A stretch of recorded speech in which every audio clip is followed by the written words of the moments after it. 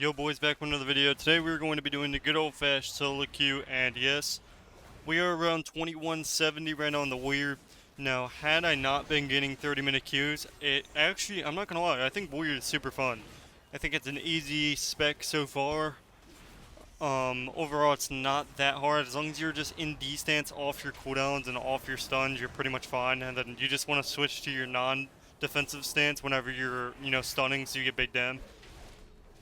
So pretty much all you're doing is lacking. You're just overpowering twice to get your stacks up for your mortal strikes and then executing off CD. As you can see, I'm getting a bunch of messages because I'm selling carries out here. We need to get big gold. I am pretty broke right now. I can't even afford my mythic 16 plus carries for my signet ring upgrade or my elemental neck upgrade. It's very sad. I tried to rally for this guy. I pretty much tried to intervene him here. So he ends up surviving just by the hair of the, chimmy chim chim or whatever he says. So in this situation, we're facing double Assassination Rogue, which is the worst case scenario for us. I think double facing to not only one Assassination Rogue can be bad, but two is basically your worst nightmare. Double Shiv 24/7, not a fun time.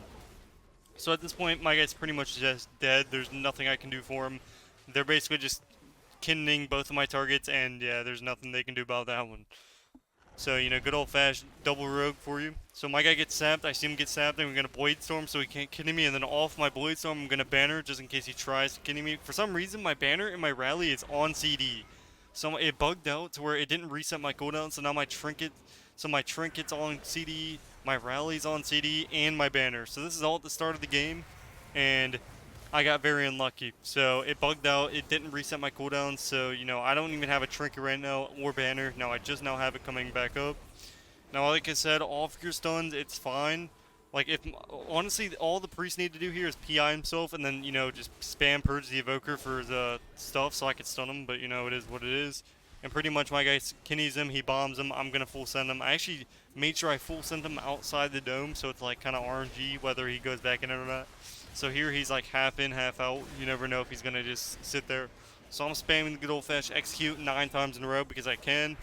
I could trinket to do more damage, but I'm not going to do that because I don't do it. Trust me, it's not worth it. He's at 100%. He already used swap. We already got a big cooldown. I end up intervening the rogue here. For some reason, the toxic rogue was very questionable about using his cooldown. Same thing with this holy priest. I think holy priest is still an awful healer to play. Why play a holy priest when you can play a death priest? Can have like unlimited CDs.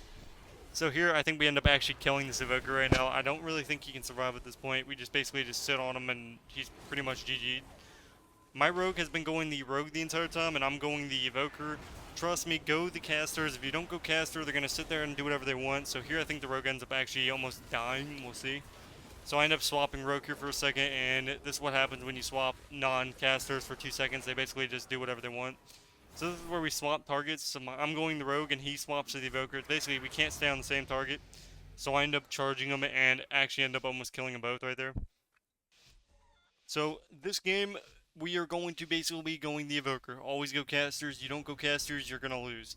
Trust me, go casters. And trust me, the good thing about playing a caster or facing one, so you only want to enrage when something's happening. So I end up just holding it here, just in case he tries to like full gouge me later in the game, or something like that. Or if I get feared and I'm bursting.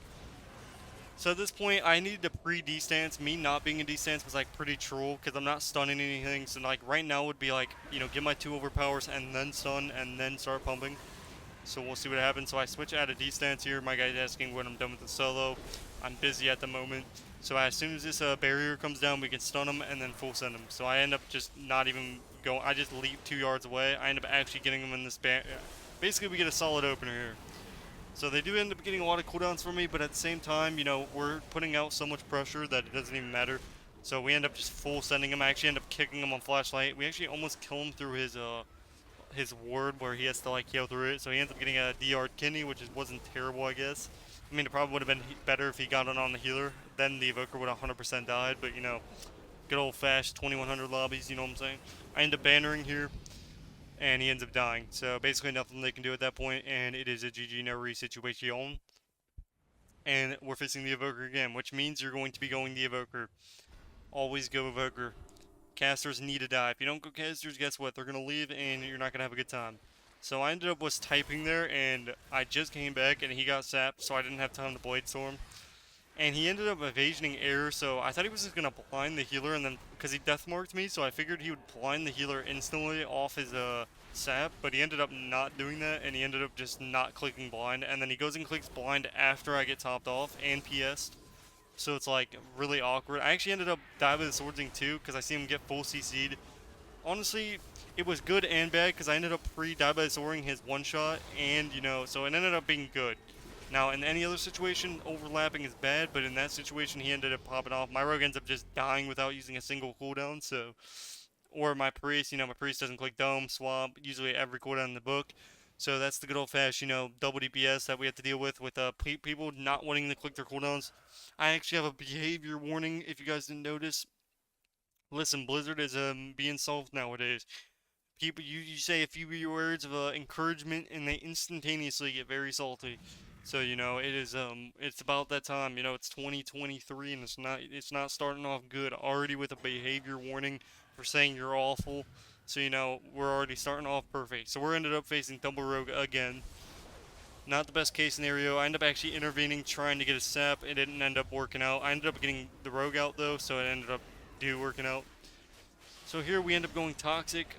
Yeah. So toxic for some reason overuses his cooldowns a lot. He ends up getting a good evasion cloak in there, so he actually got a solid start to the game. But on top of that, I think he used PS as well, so it's kind of really too much cooldowns. But it is what it is. I end up trinketing the bomb here. So this is where you want to trinket. Is anytime you get bombed, you have to use, because your priest obviously can't do anything. My guy ends up trinketing the blind, which he probably needed to. I don't think my dad with swords would have saved me at that point. My guy ends up one-shotting him. I wasn't even paying attention, but he ends up dying, so that was very nice. And then I tell my rogue, go evoker.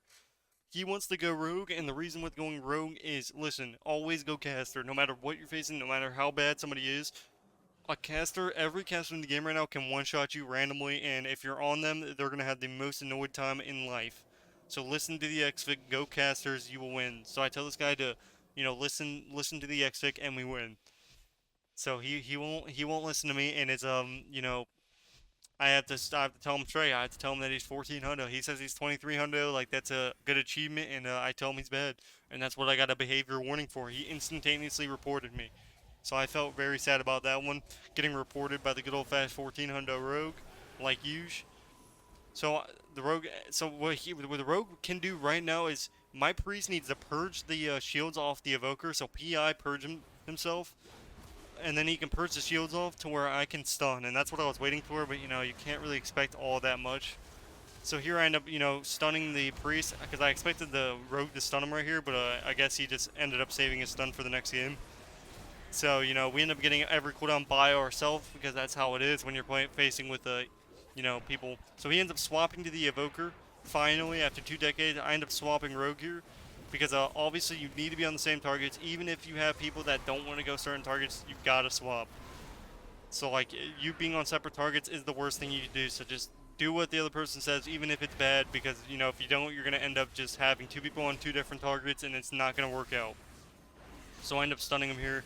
For some reason, the rogue was like really stingy about using his Kinny. Like he ends up DR Kinning when the rogue has no DR, and the priest is full off DR, so he could have Kinnied the priest for CC.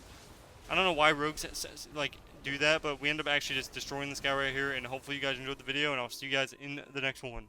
Peace.